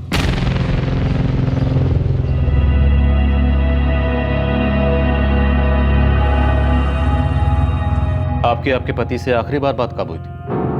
कल रात ही हुई थी सर। मतलब घर नहीं आए? यही बताने के लिए उन्होंने फोन किया था। बोल रहे थे कि कहीं जाने वाले हैं, आने में ज्यादा देर हो जाएगी। फोन कितने बजे आया था? फोन पर कुछ बताया कि कहाँ जाना था? ये नहीं बताया कि कहाँ जा रहे, लेकिन फोन 10:45 को किया था उन्होंने। कहाँ पहुंचे? अब भी तो दुकान बंद की है। अच्छा सुनो, फोन ये कहने के लिए किया था कि तुम मेरे लिए रुकना मत, खाना खा के सो जाना, मुझे आने में देरी हो सकती है। पर अभी इस वक्त कहाँ जाना है? मिलने जाना है किसी, ड्रिंक्स विंक्स भी हो सकती है, इसीलिए कह रहा हूँ तुम रुकना मत, खाना खा के सो जाना। मुझे आने में 12-1 भी बज सकता है, शायद और लेट हो जाए। बताया नहीं कि किससे मिलने जा रहे थे, लेकिन बोल रहे थे कि आने में देरी होगी। बैठे बैठे आँख लग गई थी। सुबह 6 बजे उठकर देखा तो वो वापस नहीं आए। मैंने फिर उनको फ़ोन लगाया, उनका फ़ोन फिर स्विच ऑफ आ रहा था। कुछ समझ में नहीं आ रहा था सर। ये लेट आना, शराब पीना, ये रोज की आदत थी या? नहीं सर, रोज की नहीं थी। जब भी उन्हें पीना होता तो वो घर पर अकेले ही पीते। ये गोल्ड चेन, ये आपके पति गोपाल की है? नहीं सर, उनकी नहीं है। वो ये सब नहीं करते थे। ध्यान से देखिए, हो सकता है किसी जान पहचान वाले के गले में देखी हो, किसी के घर में देखी हो। देखिए।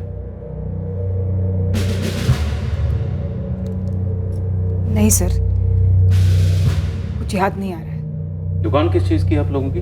किराना स्टोर है सर, अमृत नगर में ही है।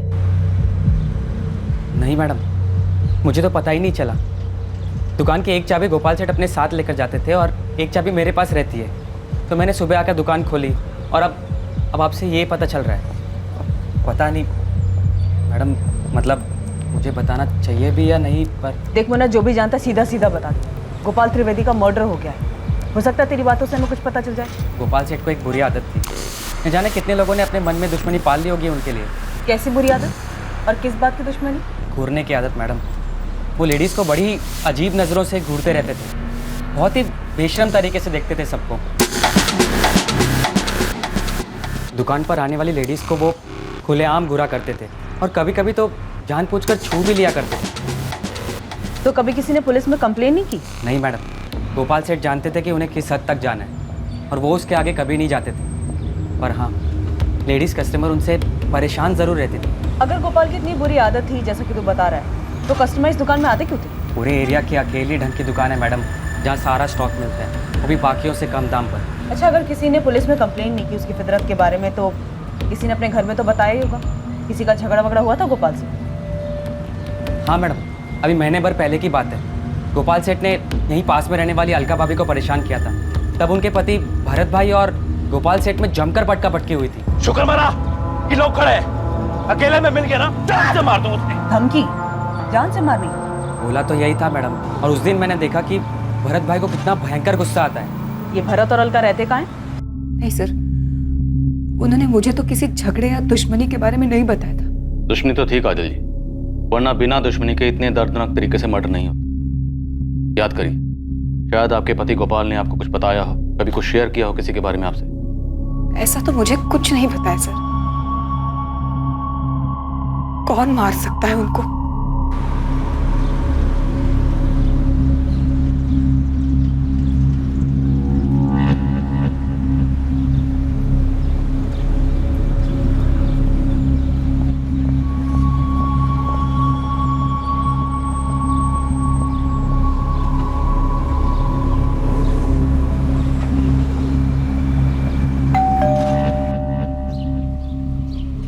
अलका जी? भरत गोयल है घर पे? नहीं, वो घर पर नहीं है। पर क्या बात है, क्यों पूछ रही हैं आप? गोपाल को जानती हो, किराना शॉप वाला जिसको भरत ने मारा था? जी जानती हूँ। तो ये भी जानती होगी कि इस बार किसी ने उसको जान से ही मार दिया। क्या? जान से मार दिया? हाँ, इतना चौंको मत अलका। लेकिन आप यहाँ क्यों आई है? भरत का क्या मतलब है इससे?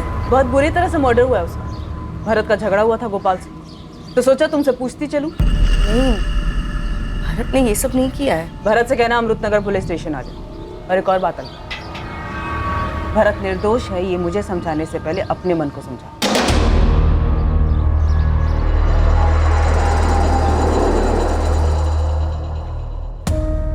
सर, पोस्टमार्टम रिपोर्ट आई है। गोपाल के ब्लड में हैवी क्वांटिटी में अल्कोहल मिला है। बॉडी पे 12 घाव हैं। हमला चाकू जैसी धारदार चीज से किया गया है। मौत कब हुई? पिछली रात से, तकरीबन 12 से 1 बजे के बीच। 12 वार किए गए। मतलब किसी के दिल में बहुत ज्यादा गुस्सा रहा होगा या फिर किसी बात का बदला लिया होगा। हो सकता है सर। तो मेरी गोपाल की दुकान पर काम करने वाले मुन्ना से बात हुई। वो बता रहा था कि गोपाल का लेडीज को लेकर रवैया कुछ ठीक नहीं था। वो औरतों को घूरता था, उन्हें छूने की कोशिश करता था। छिछोरा टाइप। इस गोपाल की हमारे पास पहले कोई शिकायत आई? नहीं सर, मुन्ना बता रहा था कि हंसी मजाक के बहाने ही गोपाल छूता था, पर लोगों को पसंद नहीं आता था। फिर भी कभी किसी ने शिकायत नहीं की तो मतलब साफ कि किसी ने मन में ही गुस्सा भर के रखा। और वो गुस्सा 12 वार में बाहर आया। अलका का पति भरत गोयल, वो हो सकता है? हो सकता है सर। गोपाल जिस तरीके का आदमी था, जाहिर सी बात है उसकी पत्नी काजल को भी पता होगा उसकी इन हरकतों के बारे में। और सर, किसी भी औरत को अच्छा नहीं लगेगा कि उसका पति इस तरह की छिछोरी हरकतें करे। और वो गोपाल से छुटकारा पाना चाहती होगी। पॉसिबल है। दिव्या, काजल, भरत और गोपाल तीनों के कॉल रिकॉर्ड्स निकलो। इन तीनों के बीच की कड़ी देखते हैं। सर। और बलदेव से कहो कि गोल्ड चेन के बारे में जल्दी पता लगा। सर, बलदेव शहर के ज्वेलर से पूछताछ कर रहा है, जल्दी कुछ मिलेगा। ये तो नमन लाल ज्वेलर्स वाले का आइटम है साहब। कौन सा? वो बड़े वाला शोरूम? हाँ साहब, वही फेमस, जिसकी बहुत सारी ब्रांच है। ये देखो, चेन पर उनका ट्रेडमार्क भी बना है। सर, मैं मानता हूँ कि मैंने गोपाल के साथ मारपीट की थी। अब वो मर चुका है तो उसके बारे में बुरा भला नहीं बोलना चाहिए, लेकिन एक नंबर का छिछोरा और कमीना आदमी था। मेरी बीवी के साथ छेड़छाड़ की थी उसने। हाथ उठाया तो क्या गलत किया मैंने? उसने गलत किया था तो तुम्हें पुलिस के पास आना चाहिए था। उसे जान से क्यों मार डाला? सर, मैंने उसे नहीं मारा है, और वो मारपीट वाला मामला तो वहीं का वहीं खत्म हो गया था। और मारपीट करते वक्त तुमने उसे धमकी नहीं दी थी? हाँ, दी थी सर। गुस्से में और रौब झाड़ने के लिए बोल दिया था। मर्डर की रात तुम कहाँ थे? कब मर्डर की रात? कल रात 11 से 2 के बीच में तुम कहाँ थे? घर था सर, सो रहा था। इसे तो पहचानते हो? हमारी गोल्ड चेन? नहीं सर, ये मेरी नहीं, मैं चैन पहनता ही नहीं।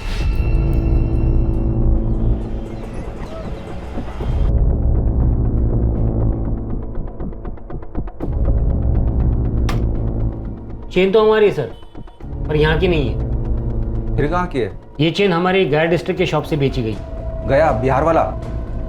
आपके पास वो खरीदने वाले का भी रिकॉर्ड होता है ना? हाँ है, 1 मिनट दीजिए, बता दो।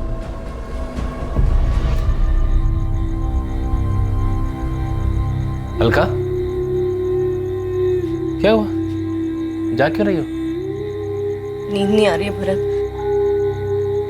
बार बार तुम्हारी और गोपाल की लड़ाई याद आ रही है।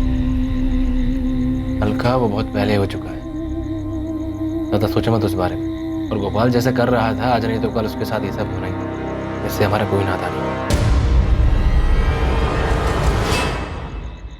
सर, सीडीआर में गोपाल के मर्डर के दिन या उसके आगे पीछे गोपाल के साथ भरत के कोई भी कॉल्स नहीं है, और मर्डर के टाइम भरत की लोकेशन उसके घर के एरिया में ही है। तो कॉल रिकॉर्ड के अकॉर्डिंग उस पर कोई डाउट बनता नहीं है। और काजल पर उसके कॉल रिकॉर्ड्स क्या कहते हैं? यही कि उसका अफेयर हो सकता है। अफेयर? Yes sir, affair. किसी सुरेश प्रजापति नाम के बंदे के साथ बात होती है। पिछले महीने काफी कॉल्स हुए दोनों के बीच में, और सर इस बातचीत की शुरुआत कुछ 1 महीने पहले हुई। और सर सबसे बड़ी बात, मर्डर की रात भी दोनों ने बात की।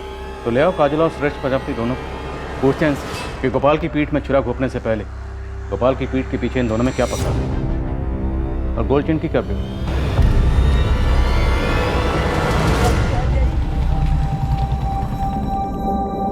ये गेम खेलना बंद कर, स्कूल में लेट हो जाएगा। छोड़।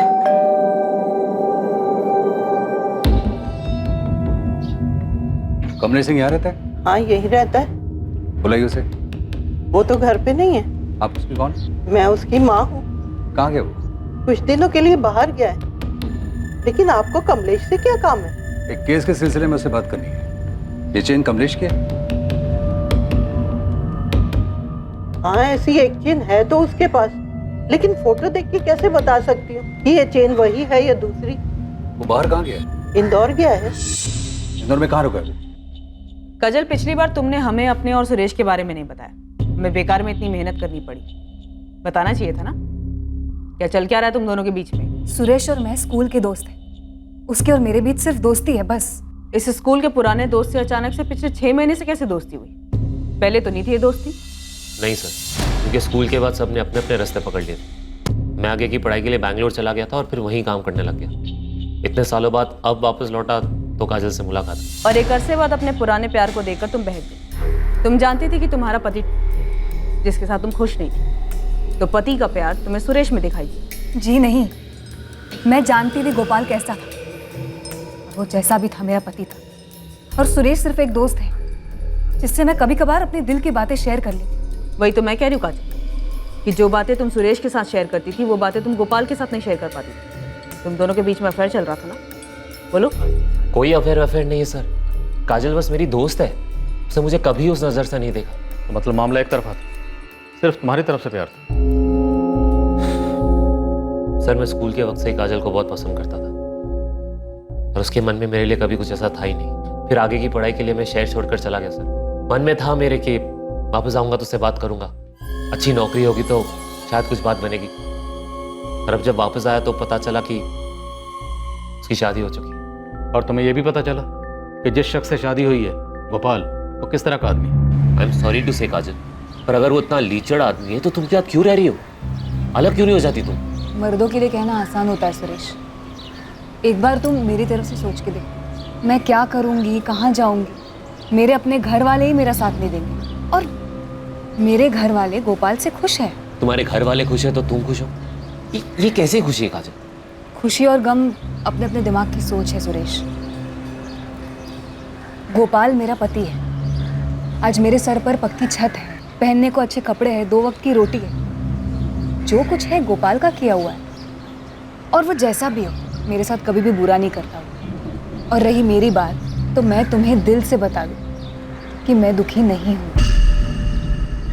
पर इसका मतलब ये तो नहीं कि तुम गोपाल के साथ वाकई खुश थी। मैं दुखी नहीं थी, ये मैंने बता दी। बाकी जिसे जो चाहिए वो समझे।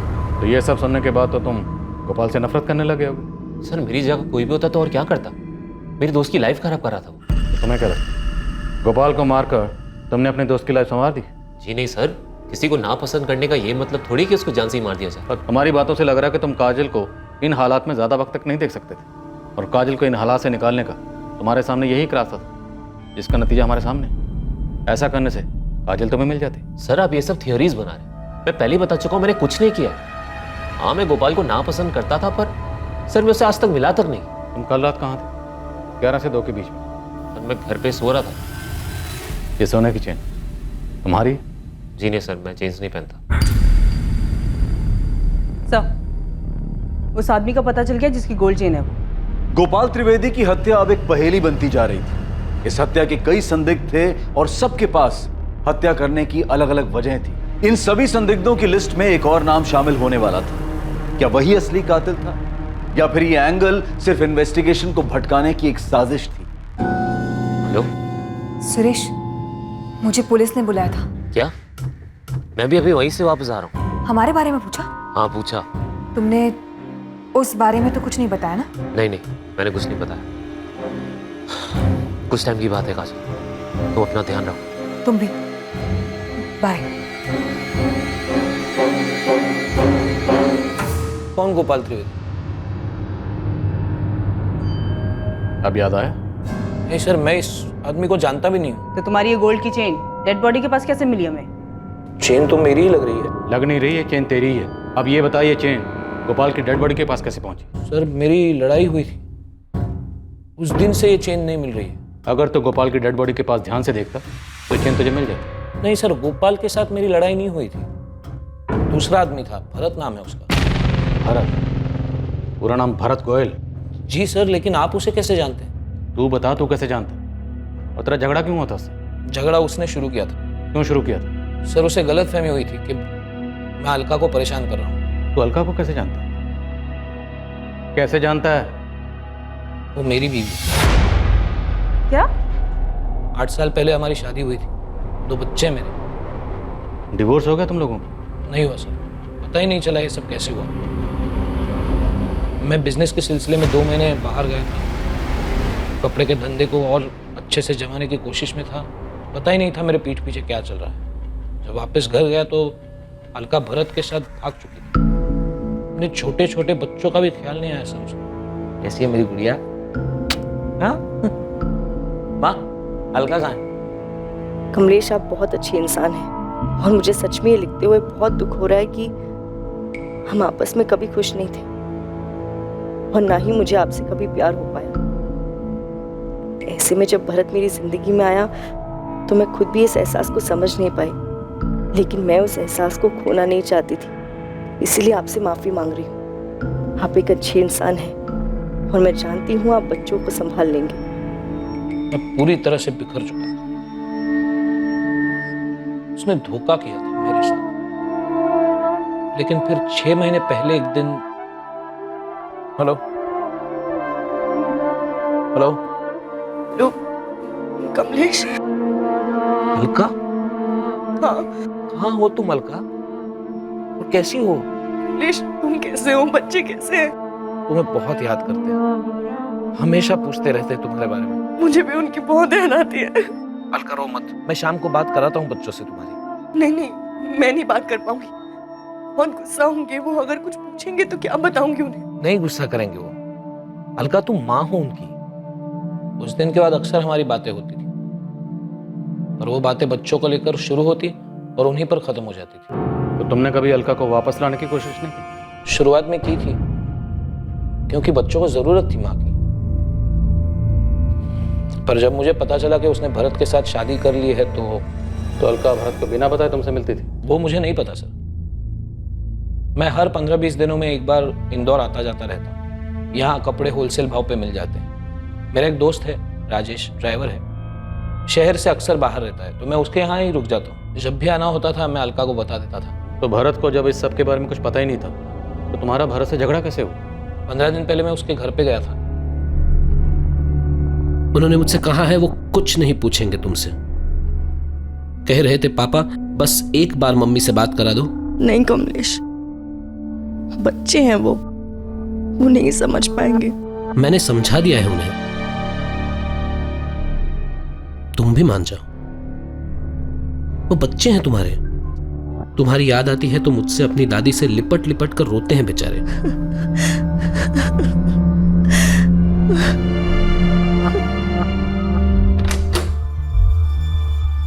भरत, तू यहाँ मेरे घर तक पहुंच गया तू? हाँ? वो यहाँ पे सिर्फ बच्चों से बात कराने के लिए आए हैं। और तुझे भी मजा आ रहा ना मेरी पीठ पीछे ये सब करके? भरत, ऐसी कोई बात नहीं है। बच्चों को सिर्फ अलका से बात करनी है। अपनी नौटंकी बंद कर। बच्चों का नाम लेके इमोशनल ब्लैकमेल कर रहा तू? चल निकल यहाँ से। भरत जाने दो। अलका से दूर रहना। अपने बच्चे खुद संभाल। अलका बच्ची नहीं है, उसने जो करना था उसने किया है। दोबारा इसके आसपास दिखाना, उड़ूंगा नहीं तुझे। तो तुम्हारी ये चेन उसी झगड़े में गुम हुई थी या तुम दोबारा अलका से मिलने गए थे? नहीं, इसी झगड़े में। मुझे अगले दिन उसका पता चला तो मैं फिर से भरत के घर गया। बड़ा आदमी है तू, मार खाने के बाद भी कुत्ते की तरह घूम के वापस आ गया। कोई शौक नहीं मुझे उसके पीछे घूमने का। रख उसे अपने पास। कल जब तूने मेरी कॉलर पकड़ी थी, मेरी गोल्ड की चेन यहाँ गिर गई थी, वही लेने आया हूँ। कोई चैन नहीं है तेरी यहाँ पर। चल निकल यहाँ से। कमलेश, यहाँ कोई चेन नहीं गिरी तुम्हारी, प्लीज जाओ यहाँ से। तो हो सकता है तुम्हारी चेन भरत को मिल गई हो। शायद, लेकिन भरत से ना अलका ने पूछा ना मैंने पूछा। अब आप बोल रहे हो तो मुझे पक्का यकीन है वो चेन भरत को मिली और उसने छुपाई। लेकिन अगर चेन भरत को मिली थी तो ये चेन गोपाल की डेड बॉडी के पास कैसे पहुंची? सर मुझे कैसे पता होगा सर, मैं गोपाल को जानता तक नहीं। इस कमलेश सिंह के बारे में क्या जानती हो?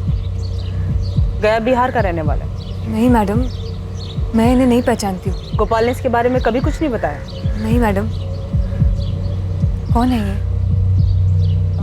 साहब बात तो सही है, भरत गुस्से वाला तो है और अपनी बीवी को लेके कुछ ज्यादा ही चौकन्ना रहता है। मतलब? मेरी बहन की शादी तय हो गई है भाभी जी। अरे वाह, बधाई हो मोहन। आपको और भैया को दोनों को आना है। हाँ हाँ बिल्कुल आएंगे।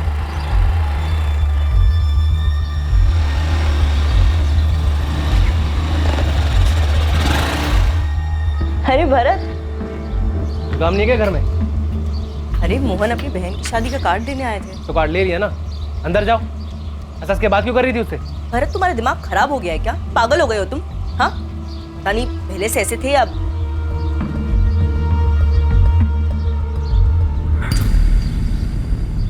क्या मजाल कि अलका किसी भी मर्द के साथ बात भी कर ले।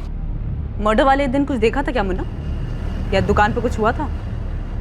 या कोई बुलाने आया था दारू पीने के लिए? हाँ, एक आदमी आया था मैडम। उसकी कुछ बात हो रही थी गोपाल सेठ से। कौन था वो? क्या बात हो रही थी? क्या बात हो रही थी ये तो मैंने नहीं सुना, पर दोनों बहुत गुस्सा थे, उल्टा सीधा बोल रहे थे एक दूसरे को। लेकिन मैंने उस आदमी को उस दिन पहली बार ही देखा था। अच्छा ये देख तो, ये था वो।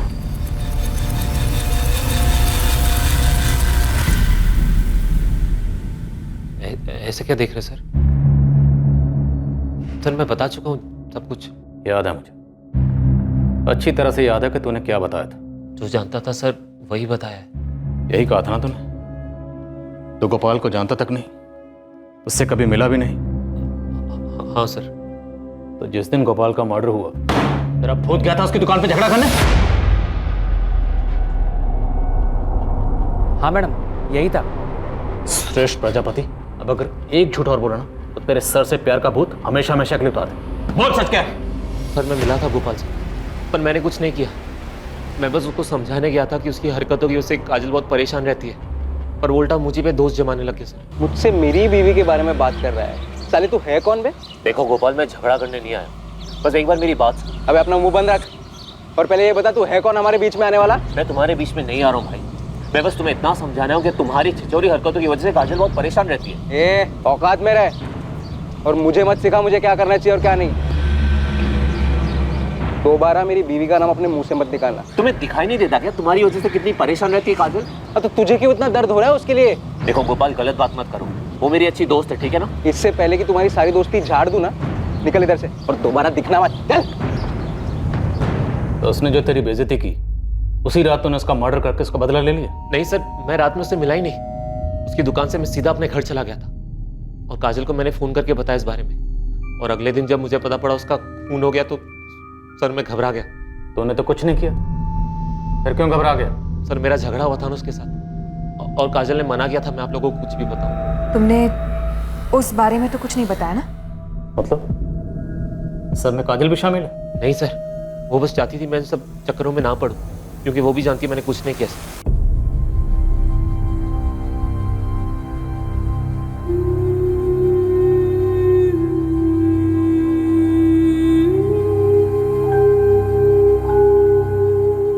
और गोपाल जैसे कर रहा था आज नहीं तो कल उसके साथ ये सब होना ही था।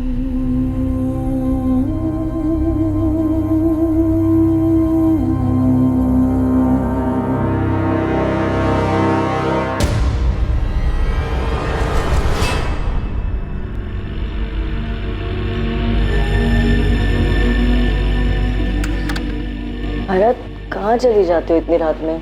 बाहर से आवाज आई थी, देखने गया था।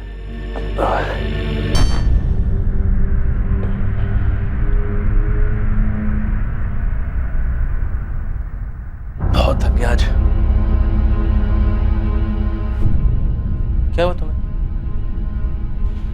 कल पुलिस ने बुलाया है। हाँ तो परेशान क्यों? बताया है ना क्या बोलना है।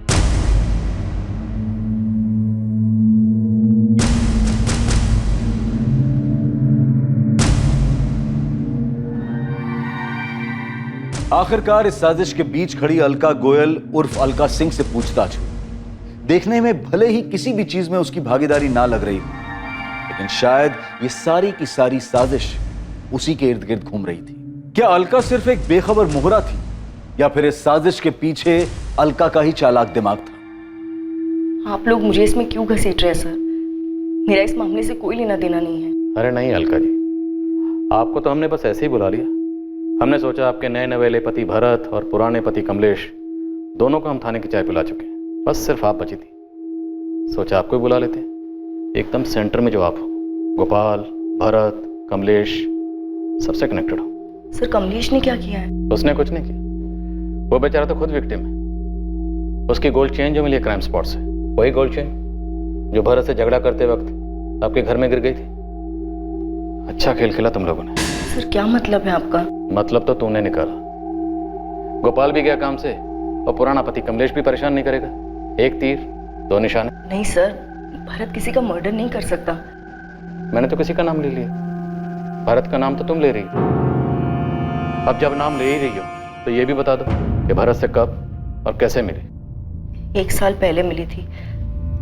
कमलेश दुकान के काम से काफी दिनों के लिए बाहर गए हुए थे, तब मैं ही सब कुछ देख रही थी। राजू, ये वाले कपड़े साइड में रख।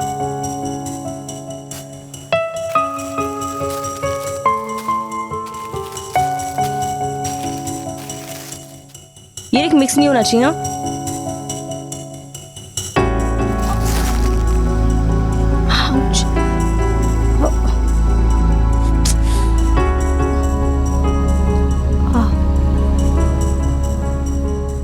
उसके पहली बार छूते ही मुझे वो एहसास हुआ था जो इतने सालों में कमलेश के साथ कभी नहीं हुआ था। तुमने भरत को अपनी पिछली जिंदगी के बारे में कुछ नहीं बताया? नहीं सर, मुझे डर लगता था कि कहीं मैं भरत को खो ना दूं। लेकिन भरत को पाने के बाद भी मैं अपने बच्चों को भूल नहीं पाई। इसलिए भरत से छिपकर मैं कमलेश से बात करने लगी। तो आखिर ये झूठ का घड़ा फूटा कैसे? मैं यहाँ सिर्फ बच्चों के लिए आया हूँ अलका, प्लीज एक बार बात कर लो। बार बार एक ही बात क्यों दोहरा रहे हो कमलेश? मैं बच्चों से नहीं बात कर पाऊंगी। क्यों नहीं? वो बच्चे हैं तुम्हारे। मैं वादा करके आया हूं उनसे, इस बार उनकी मम्मी जरूर उनसे बात करेगी। कौन है ये अलका?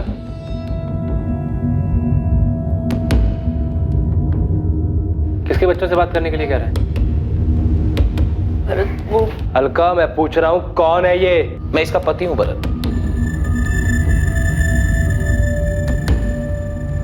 क्या क्या बकवास कर रहा है ये? भरत वो मेरा डिवोर्स नहीं हुआ था और हमारे 2 बच्चे भी हैं। निकल, चल निकल यहाँ से। धक्का मत दे भाई। देख अभी प्यार से बोल रहा हूँ वरना लात मार के बाहर निकालूंगा। चल। अरे बोला ना एक बार, धक्का मत दे। निकल। अलका मेरी बीवी है, सपने में भी उसके बारे में सोचना मत, वरना वहां पर भी आके मारूंगा तुझे।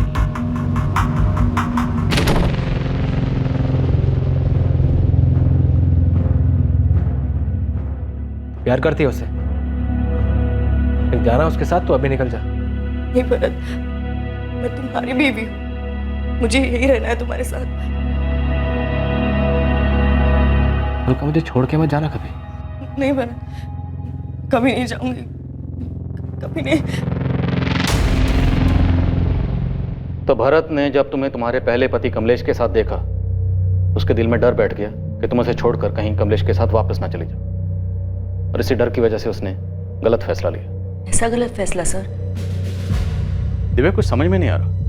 इनकी आपस की कहानी भी उलझी हुई है, और रही बात अलका और भरत की गोपाल से कनेक्शन की, तो उस छेड़छाड़ वाले कांड के अलावा इनका गोपाल से और कोई कनेक्शन दिख नहीं रहा। तो शायद जितना हमें दिख रहा है भरत और गोपाल के बीच की दुश्मनी उससे कहीं ज्यादा है। मेरी गुड्डू से बात हुई, भरत की हार्डवेयर शॉप पे काम करता है। भरत भाई थोड़ा गुस्से वाले तो हैं, पर उनका दिल भी उतना ही साफ है। दिल अपने पास रख गुड्डू, मुझे गुस्से के बारे में बता। अब क्या बताऊं मैडम, 2 हफ्ते पहले की बात है। अरे भरत कहाँ है? भरत कहाँ है? सेठ तो नहीं है, आप लोग कौन है?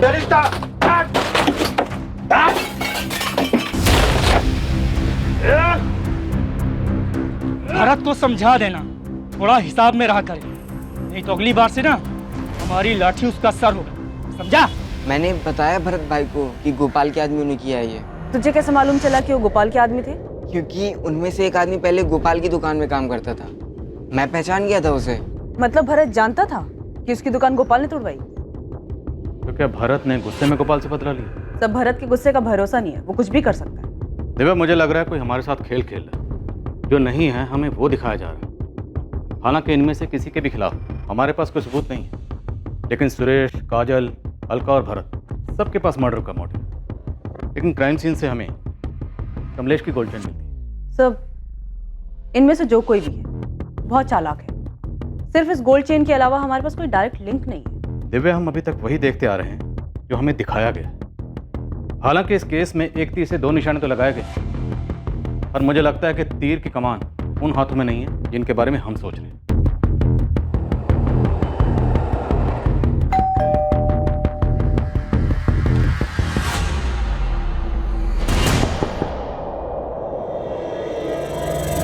सब दिखावा था, एक बेगुनाह को फंसाने के लिए दूसरे बेगुनाह का कत्ल किया गया। गोपाल का सिर्फ इस्तेमाल हुआ अपना मतलब निकालने के लिए। शिकारी बहुत शातिर है। क्या समझे भरत?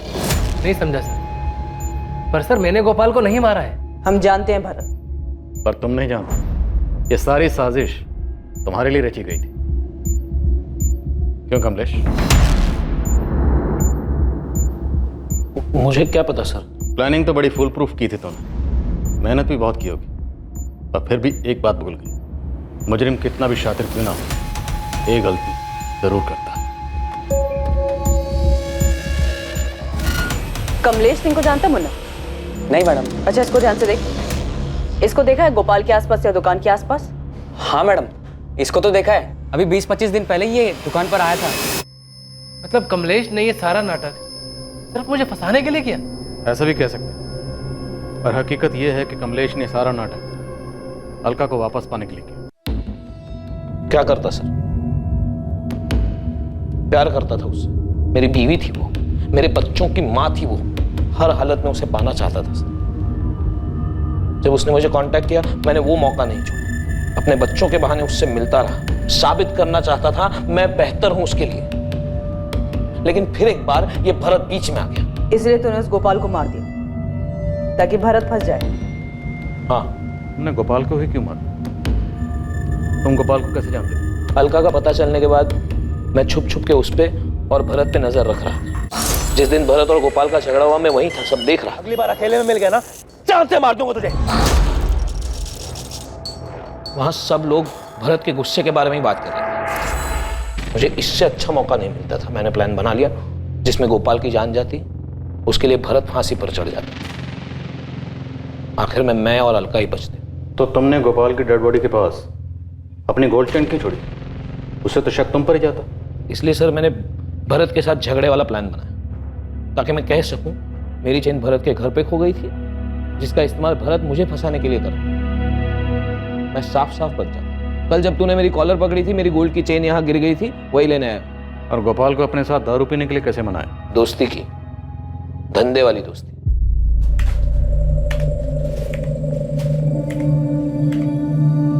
गोपाल भाई, बोलो भाई क्या चाहिए? आप चाहिए गोपाल भाई, आपका दिमाग चाहिए। आपकी जितनी बड़ी दुकान खोलना चाहता हूं मैं भी। मैं जानता था गोपाल को फंसाने के लिए उसको लालच देना पड़ेगा। मैंने उसे इंदौर में ही अपनी नई दुकान में अच्छी पार्टनरशिप का लालच दिया। 100% पैसा मेरा और उसमें 50% पार्टनरशिप उसकी। ये आइडिया सुन के उसका दिमाग बंद हो गया। मेरा काम बन चुका था। उसके बाद भी मैं उसको 1-2 बार और मिला। तो गोपाल की कॉल डिटेल रिकॉर्ड में तुम्हारा नंबर कैसे नहीं मिला? मैं क्योंकि मैंने उसे अपना नंबर दिया ही नहीं। मैं जानता था मोबाइल से पुलिस आसानी से पकड़ लेती। तो फिर गोपाल के साथ कांटेक्ट कैसे मैनेज किया? जब भी जरूरत होती थी मैं उसे पीसीओ से फोन कर लेता था। फिर वो दिन आया जब मुझे इस काम को अंजाम देना था। मैंने उसे पीने के लिए बुलाया। वो भी फ्री की दारू के लिए रात को भागा भागा चला है।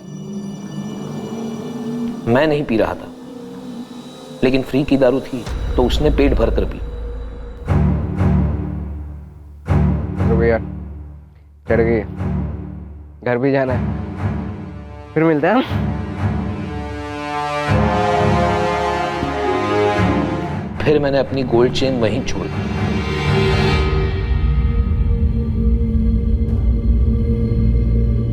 मैंने सोचा एक बार भरत पुलिस की रडार में आ जाए, बाकी का काम इसका गुस्सा ही कर देगा।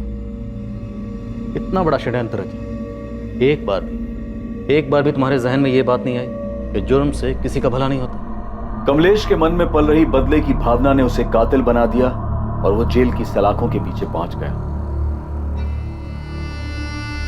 जहां एक तरफ गोपाल ने अपनी जिंदगी खो दी, वहीं दूसरी तरफ अलका और भरत जैसे भी थे, चाहे वो कितने भी गलत थे, पर जिंदगी में आने वाली मुश्किलों का उन्होंने एक साथ सामना किया। दोनों ने मिलकर तय किया कि वो अलका और कमलेश के बच्चों पूनम और विक्रम को माँ बाप दोनों का प्यार देंगे और उनकी परवरिश में कोई कमी नहीं रहने देंगे। ये बहुत जरूरी होता है कि हम जो चाहते हैं उसके बारे में हम पहले से अपना दृष्टिकोण तय कर लें, क्योंकि कोई भी भटकाने वाली बात हमें अपने लक्ष्य से दूर और अपराध के नजदीक कर सकती है। कमलेश अलका को वापस लाकर अपना परिवार पूरा करना चाहता था, लेकिन अलका को भरत के साथ खुश देखकर वो अपने लक्ष्य से भटक गया और उसे वापस पाने की बजाय उसके मन में भरत के लिए विकृत विचार उभरने लगे। नतीजा, उसने अपने बदले की भावना को पूरा करने के लिए एक बेकसूर की हत्या कर दी और कातिल बन गया। कमलेश का अलका और भरत पर गुस्सा जायज माना जा सकता है, लेकिन उसने जो गोपाल के साथ किया उसे किसी भी तरह से सही नहीं कहा जा सकता। जरूरी है कि हम अपने लिए एक आदर्श रास्ता चुनें और हर हाल में उसका अनुसरण करते रहें। परिस्थितियां चाहे कितनी भी चुनौतीपूर्ण क्यों ना हो, लेकिन भावनाओं में बहकर गलत फैसला ना करें। अब मैं अनूप सोनी आपसे विदा लेता हूं। फिर मुलाकात होगी एक और नए केस के साथ। और याद रखें, क्राइम और आपके बीच में सिर्फ इतना फर्क है कि आप कितने सतर्क हैं। सतर्क रहें, सुरक्षित रहें। जय हिंद। इस तरह के और भी एपिसोड देखने के लिए हमारे चैनल को सब्सक्राइब करें और बेल आइकन दबाना ना भूलें।